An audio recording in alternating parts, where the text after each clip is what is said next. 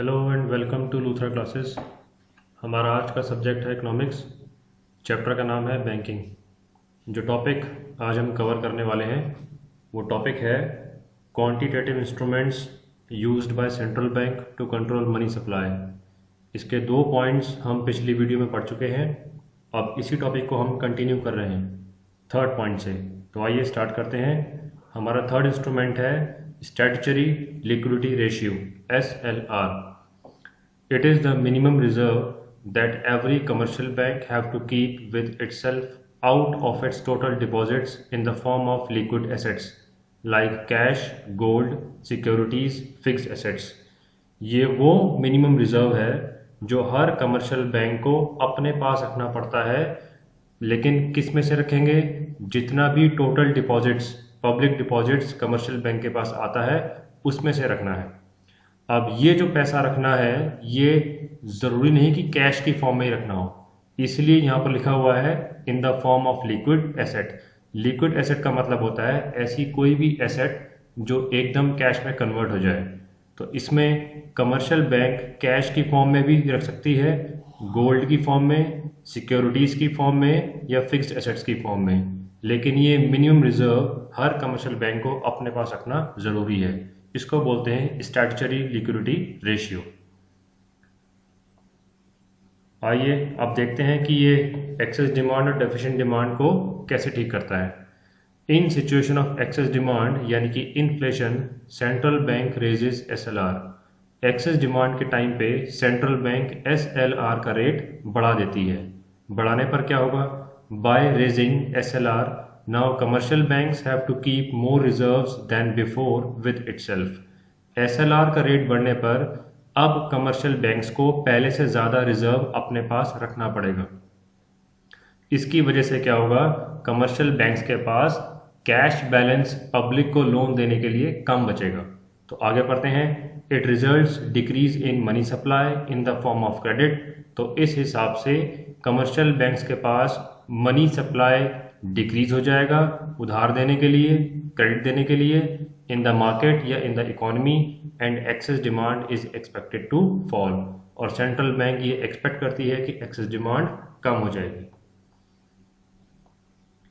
Next इसका opposite है इन situation of deficient demand यानी कि deflation, central bank reduces SLR।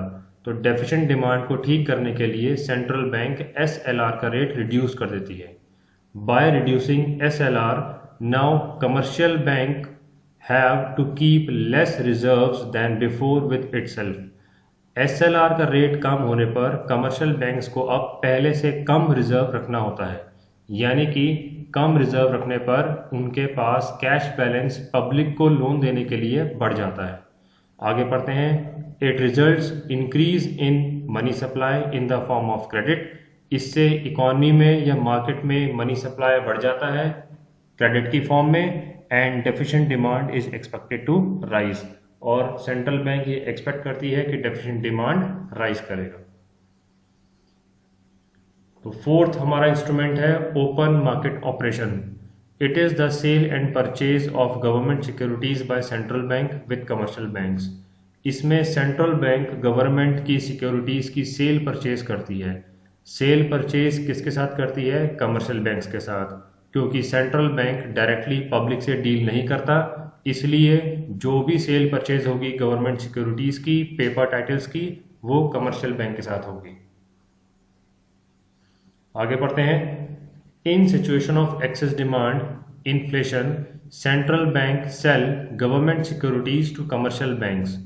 तो एक्सेस डिमांड को ठीक करने के लिए सेंट्रल बैंक ये गवर्नमेंट सिक्योरिटीज कमर्शियल बैंक्स को बेचती है। ड्यू टू दिस, इसकी वजह से commercial banks are left with less liquidity. इसकी वजह से कमर्शियल बैंक्स के पास कम लिक्विडिटी हो जाती है। यहाँ पर लिक्विडिटी का मतलब है कैश रिजर्व्स। तो कमर्शियल बैंक के पास कैश रिजर्व्स कम हो जाता है। It results decrease in money supply in the form of credit. और इसकी वजह से कमर्शियल बैंक की जो क्रेडिट कैपेसिटी है वो कम हो जाती है, तो मनी सप्लाई मार्केट में कम हो जाएगा and excess demand is expected to fall. और सेंट्रल बैंक ये एक्सपेक्ट करती है कि एक्सेस डिमांड कम हो जाएगी। इसकी अपोजिट सिचुएशन पढ़ते हैं अब। इन सिचुएशन ऑफ डेफिशिएंट डिमांड यानी कि deflation, central bank purchase government securities from commercial banks. तो डेफिशिएंट डिमांड के टाइम पे सेंट्रल बैंक कमर्शियल बैंक से ये गवर्नमेंट सिक्योरिटीज खरीद लेती है डेफिशिएंट डिमांड को ठीक करने के लिए। Due to this commercial banks are left with more liquidity. अब सेंट्रल बैंक उनको मनी देती है क्योंकि उन्होंने गवर्नमेंट सिक्योरिटीज कमर्शियल बैंक से खरीदी है, तो कमर्शियल बैंक्स के पास लिक्विडिटी बढ़ जाती है, यानी कि कैश रिजर्व्स या कैश बैलेंस बढ़ जाता है। अब कैश बैलेंस बढ़ जाएगा तो पब्लिक को आगे ज्यादा लोन जा सकता है। It results increase in money supply in the form of credit. इससे क्या होगा, मार्केट में या इकोनॉमी में मनी सप्लाई बढ़ जाएगा क्रेडिट की फॉर्म में, and deficient demand is expected to rise. और सेंट्रल बैंक ये एक्सपेक्ट करेगी कि डेफिशिएंट डिमांड राइज करेगा। इसी के साथ आज का टॉपिक यहीं खत्म होता है। मैं एक नई वीडियो के साथ आपके सामने फिर हाजिर होऊंगा। Thank you very much.